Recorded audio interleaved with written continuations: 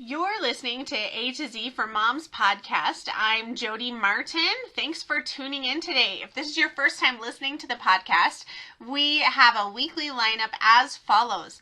Motivational Monday, kick off the week with inspiration and self-help. Teaching Tuesday, homeschooling insights and educational guidance. Whip It Wednesday, culinary adventures and cooking tips. Parenting perspectives on Thursday, get advice, stories, and support for parenting. Food Storage Friday, learn about food storage and preparedness. And Money Magic for Moms on Saturday, discover entrepreneurship and ways to make money from home.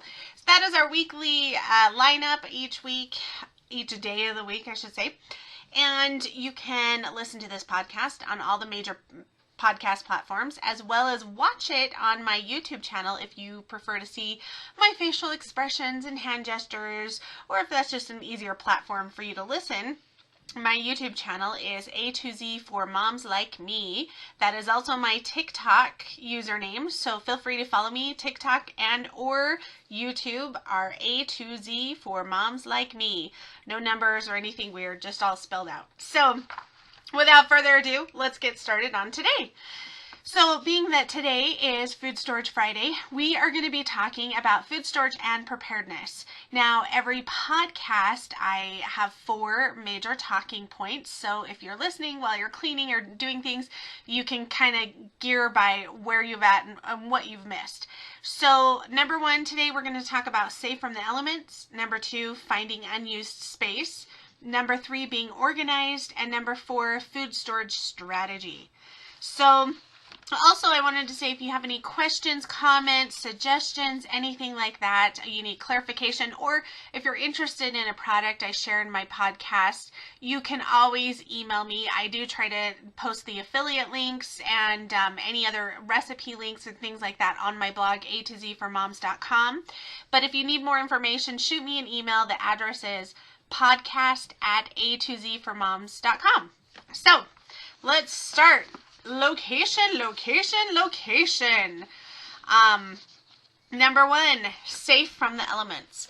So when you're thinking about food storage, one thing you have to really remember is wherever you end up storing your food storage, you want to keep in mind the elements. So both weather, moisture, pests. It says both, but I meant all of those: weather, moisture, and pests. Well, pets too, if you have. My pets can be pests, so yeah, all of the above. So you want to make sure that your location takes those things into mind. It's best not to have your food storage items exposed to extreme heat. Cold is okay. Actually, the colder the better is great for a longer shelf life. But the rule of thumb when it comes to food storage is heat, light, and air. Those are your worst enemies when it comes to food storage. Those 3 things will break down the food and make your expiration dates shorter. So heat, light, and air, oxygen, those 3 things will make your food age faster, and it won't give you as long of a shelf life. So that's why a lot of people they store their food storage like in a basement or a root cellar, because it solves that. It's usually darker, it's usually colder, and then as far as the oxygen or the air, that's where properly packaging your items, whether it's canning or vacuum sealing or sealing in Mylar bags or sealing in buckets, things like that, those are going to keep the air out so that you can't get moisture and air inside, and then you won't get mold and bacteria growth. So you want to keep that in mind. Now, if you're storing your food storage in places that aren't insulated, so such as like a garage or a shed, remember heat can reduce that expiration date again. And if it reduces the expiration date, it actually can eventually make it go rancid. I've had a can, usually you'll see the cans like start to puff up, and I've had that happen with a can when we lived in Arizona, and I don't remember why it did, because it was with all the other cans, everything else was fine. So maybe that one was just sunlight was hitting it or something, but this can like totally puffed up, and that's no bueno. You don't want that. So we threw it away. You don't even want to try eating it or opening it. So not safe. If your cans ever puff up like that, your canned foods, whether they're dry or wet inside the can, just get rid of them. It's not worth it. If it's puffing up, that means there's gas buildup inside, and that's not going to be good. So you also want to keep your food storage away from moisture. All of your food storage should be sealed in airtight containers. If moisture were able to get into food items, it'll grow mold on them. So like 5-gallon buckets with sealable lids for things like flour, sugar, rice, wheat, etc. And keeping your food storage in airtight containers also helps protect them from pests such as mice, weevils, and ants. So not only is it going to extend the life, but let's say, you have some products that are going to last forever. So for example, wheat or pinto beans, something like that. It's really not that big of a deal whether they're exposed to air or not. Wheat, they've found wheat thousands of years old in pyramids that's still good. And it's because of the shell on the wheat. Same with like the pinto bean. It's encased and it's already hard, right? And so those have a super long shelf life, and they don't really... it doesn't really matter if they're exposed to the air. They're fine because each kernel or each individual seed, whatever you want to call it, has its own layer of protectant. And it's like naturally preserved, right? And so, but you do want to keep bugs out of them. Now, some things bugs will bother and some things they won't. But typically you have your rice, your wheat, your beans, things like that. You just don't, even if a pest won't eat it, you really don't want them crawling in and pooping on it or doing germs. Gross. Nobody wants mouse poop in their pinto beans or rice or whatever. So put those in a 5-gallon bucket. I love the buckets with the gamma seals, they're called.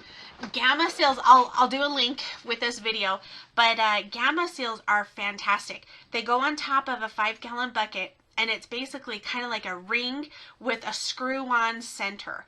So you put the ring on the bucket, and when the middle is screwed in, the bucket's airtight. But if it's something you're going to get into even fairly often, you can unscrew the middle. Is a lot easier than clamping and pulling the lid off, on and off. Gamma lids are amazing. I use them in just my everyday kitchen for my rice and flour and sugar. I love the gamma lids because it just helps you access those 5-gallon buckets, but yet still be able to seal them up airtight. So you want to make sure. So remember, heat, light, and oxygen. Those are your worst enemies. Keep your food storage area clean and organized. That'll reduce the chances of pests such as mice or weevils or, things like that, damaging any of your food storage or leaving behind their signatures that they were there, so such as their droppings. So make sure that, wherever you pick, you want to make sure all around it kind of hits those main points. You want it dark, you want it as cool as possible, you want it, if you package everything properly, you're good on the oxygen, but you want to make sure it's not exposed to pests and where things could get into it easily. All right, so that's number 1, safe from the elements. Number 2, unused space. One of the biggest excuses I hear from people about not having a food storage is they don't have room. And I'm going to call liar. And the reason I say that is there's always a place to put your food storage. You can do it. Rarely do people put useful things under their beds, but it's a perfect place to store cases of food storage or plastic containers of clothes and other preparedness items. So years ago, I lived in a small 3-bedroom house, and we were a family of 6. There were 6 of us. I was able to store 10 to 12 cases of the number 10 cans, or the gallon can. Basically, it's a family size can, like Thrive Life, they're family size cans, or some people call it a gallon can or a number 10 can. There's 6 of them will fit in a case, and I was able to store 10 to 12 cases of 6 cans each under each of my kids' twin beds. So a twin bed size, do the math there, I had 10 to 12 cases with 6 in each one. So that's 60 to 72 cans of these number 10 gallon size cans of food storage just under the beds. And honestly, it was great in the kids' room because kids are notorious for shoving stuff under their bed because they don't want to clean it or hide stuff under their bed or whatever. And when my kids were little, that it was great having those boxes, these cases of food storage under their bed. They couldn't do that. So their space was all taken. And also if you have dogs, especially our little dogs are famous for sneaking something they're not supposed to have out of the trash or whatever, and then crawling under the bed to enjoy it. And then you go to move years later and there's a whole treasure trove under the bed. So, but not only by doing this under the twin size beds, not only did it give a place for long-term storage, but it took up that space so that they couldn't shove their toys and things under the bed. Under a master bedroom, in our master bedroom, we had a king size bed, and we were actually able to fit 20 cases under our king size bed. So some of the other places that are often unused would be at the top shelf of a closet. And also if you have vaulted ceilings, I've seen closets where it's a vaulted ceiling, but there'll be a top shelf, and sometimes there's like 4 feet before the ceiling above that top shelf. You know what? You could very easily install another shelf there. There's a lot of things you could do. Utilize that space because it's just wasted space if you're not. Some other places would be above your kitchen cabinets, under hanging clothes in the closet. So if you have your shirts or your pants hanging, and sometimes there's room under there, under your clothes that are hanging. If you live in a small home that you don't think has room for food storage, think about what unused space in your house you can utilize and find ways to do it. Some of the other things that I've done like I said, I've lived in tiny houses with no garage and just minimal space, period. Another thing that I did was the over-the-door shoe organizers. Have you ever seen those where it's the pockets? It hangs on the door and it has I like the ones that are clear, the clear plastic, and it has all the pockets. At the house that I was in, the small house, when there were 6 of us, I had those on almost every door. So what I did was I had one in my kitchen on the pantry door, and on that door I put it in the shoe organizer. There's like 36 pockets on the shoe organizer, right? And it hangs on the door, and it's unused space. It's just a door there, so you're not going to use anything on the door anyway. But those 36 pockets, in the kitchen, I put all my spices. I put spices and extracts and things like that for cooking. And that cleared up a lot of space in my cupboards and pantry that I didn't need. Or that, now I didn't need because I had it in that organizer. Another one I've done on the bathrooms, and I have one in my house now like that on the bathroom, and we put things like Band-Aids or medicines or bathroom supplies, things like that in there.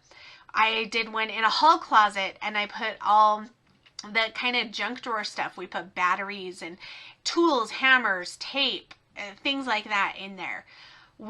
I've done it in a closet that was unused, and we put all of our gift stuff. So we did scissors and ribbon and cards or tags in it. There's a lot of stuff that you can do, and just those organizers, and you're using vertical space on a door that normally wouldn't get used.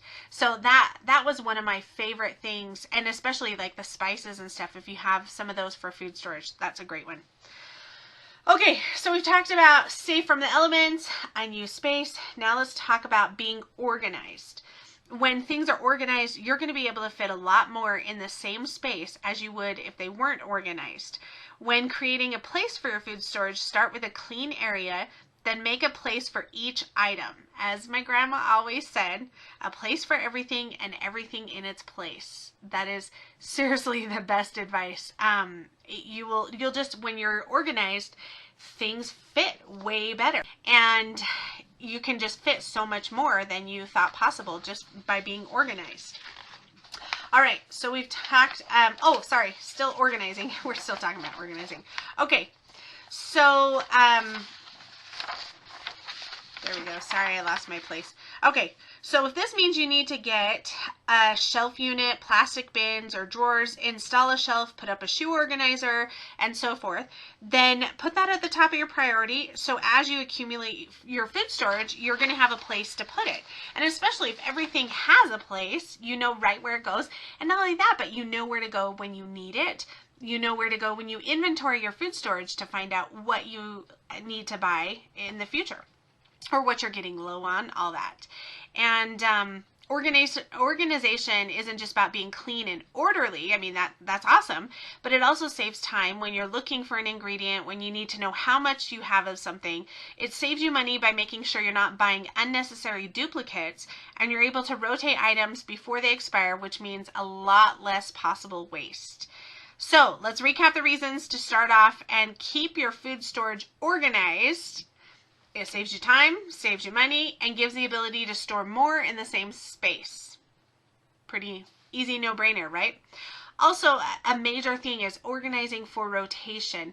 One of the biggest things is a lot of people with food storage is they have things that expire. They go through their food storage once every couple of years or whatever, and then they find all these things that have expired and they throw them away. Well, that's wasted money. If you have a good organizational system, you should always be rotating your food storage.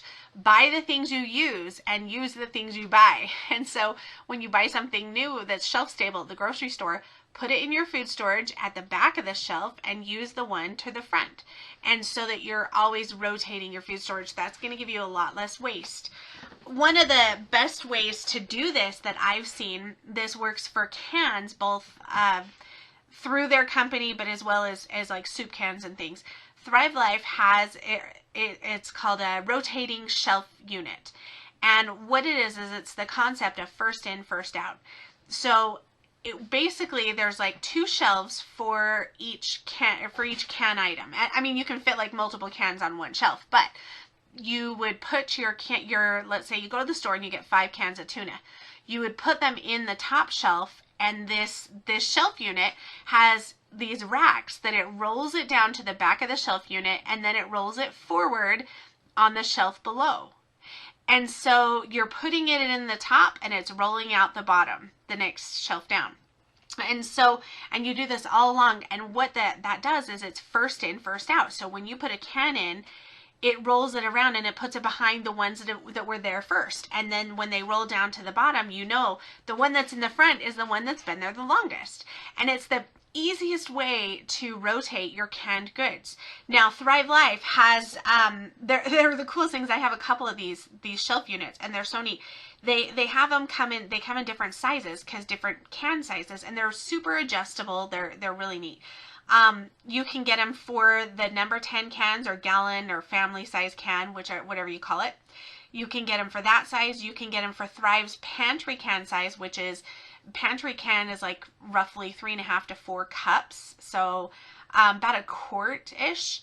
And you can go all the way down to like a tuna can size. So you have all these options for sizes, and you can customize it. If you're like, hey, we have a lot of tuna, we need 3 slots for tuna, and then we want 4 for the big cans, and whatever, you can customize it however you want. But it's awesome, and you can purchase those shelf units. They're totally worth the investment. Go to my website, what88, so what, the number 8, ATE, so like what 8 people ate, what88.thrivelife.com, and look under it. When you do the shop, it'll say shelf units or organization, something like that, and you can order them through there. They're a big investment, but they're so worth it, and they really help keep your food storage organized. So, and I'll have that link also in the video description here as well. So when you choose a way to organize, choose something that makes the most sense to you.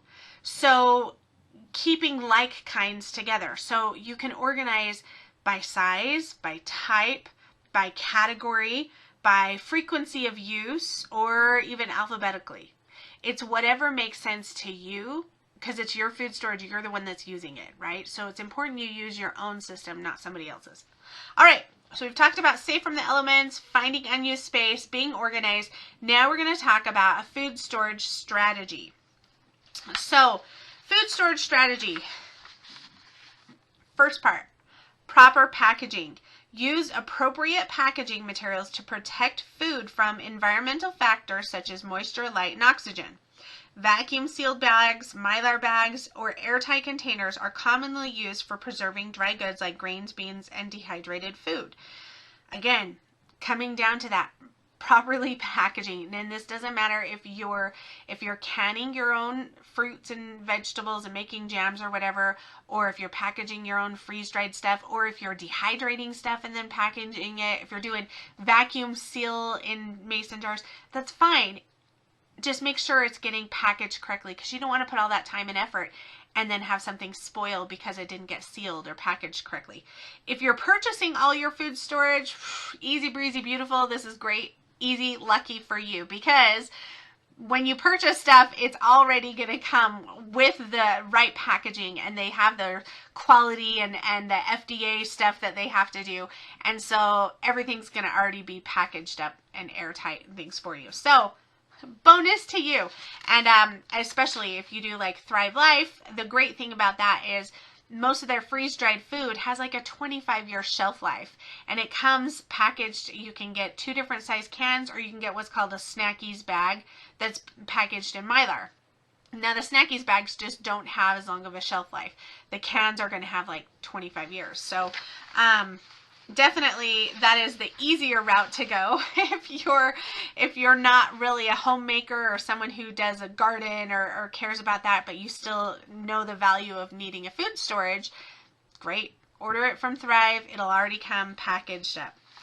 Temperature and environment. So once again, remember, store it in a cool, dark place to extend its shelf life. Exposure to heat can accelerate food degradation. Oh my gosh, why can't I say that word? Food degradation. Why does that sound super weird? It can accelerate it degrading. I don't know why. Sometimes you just get a word that sounds weird. Ideally, the storage should be kept at a consistent temperature. Avoid areas with temperature fluctuations, such as attics or garages. Okay, so we've remember that. Now, rotation. FIFO, first in, first out. Fee-fi-fo-fum. FIFO, first in, first out. So make sure you're implementing a rotation system to ensure older food items are used first. This helps prevent waste, ensures the stored food remains fresh. FIFO principles are especially important for canned goods and other perishables. Monitoring expiration dates. Be aware of the expiration dates of stored foods. Regularly check and rotate items to use those with the earliest expiration dates.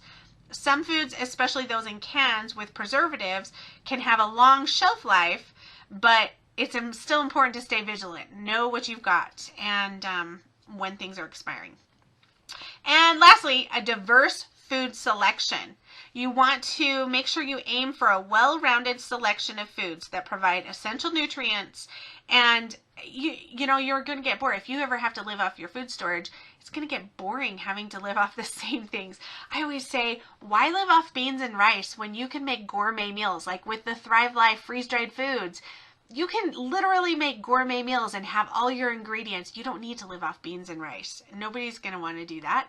And so make sure you have a good variety in your food storage of ingredients for not only just a taste test variety, but nutritionally, and you're going to get all your vitamins and nutrients. So you want to include a mix of grains, legumes, I can never say that word, legumes, beans, dried fruits, vegetables, proteins, and fats. This ensures a balanced diet during an extended period of reliance on food storage. All right, so we covered safe from the elements, finding unused space, being organized, and a food storage strategy. Kind of let's overview that food storage strategy. Make sure you've got your checklist, you know what you're doing. You're going to find places to put everything. It's going to be safe where it's kept, and it's going to get rotated. You're going to use it. This is all location, location, location. If you store all your food storage 10 miles away, you're probably not going to rotate it as well. So even more so, get the Thrive Life with the 25-year shelf life. That's even more important for you. But I hope that helped you today. Like I said, if you have any questions or comments or need clarification, anything like that, you can shoot me an email at podcast@a2zformoms.com. Also, if you're wanting some more information specifically on food storage and preparedness, I have written a couple of books. There's a best-selling book called Little by Little that I wrote. It's available on my websites, either the what88.com or my A2Z4moms.com, as well as my book on food storage recipes. It's called Thriving with Your Food Storage, and that's all shelf-stable recipes. So you've got all these shelf-stable ingredients. Now what do you do with them? Or you can look through that and be like, hey, this is a meal I would love to make, and everything you can just buy the stuff that you need that's shelf stable, put that in your food storage, and you know you can make those meals. Anyhow, so there's a few books there available on my website if you're wanting to dive more into that. I also have a food storage and preparedness curriculum if you homeschool or if you just want to learn more about it. It has a lot of great resources in that. That's on my A2Z4moms.com website. I also do a monthly food storage meal plan where all the work is done for you. So each month has 10 meals, and it's got the recipes and instructions how to make those meals. It's got options on how to change up the meal if you want to change it up and make it different ways. It's got a shopping list of what you need to purchase in order to make that meal so many times that month. And so you have literally everything you need for a 1 month's meal food storage, and you can fit it all in one of those big, I think they're like 38-gallon totes. Is that right? No, that seems really big. That can't be right. 38-gallon? No, that can't be right because I'm thinking of 5-gallon. They're like probably 12-gallon. Anyhow, one of those big Rubbermaid totes, you can fit a whole month's supply of meals. They're all shelf-stable ingredients and your recipes and all that. And each tote will equal 1 month food supply for a family of 4. So it's a great way. All the work is done for you. You can just go through it, get your shopping list, and go buy it in the quantities that you need.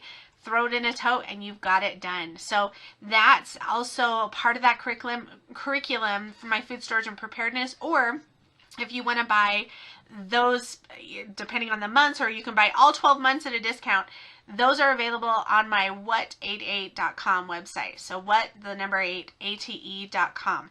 And you can get all that. And like I said, it's super handy for people who just don't want to think about it or worry about it. Everything's done for you. Recipes. There's also an option with dessert recipes as a bonus, as well as a monthly household focus.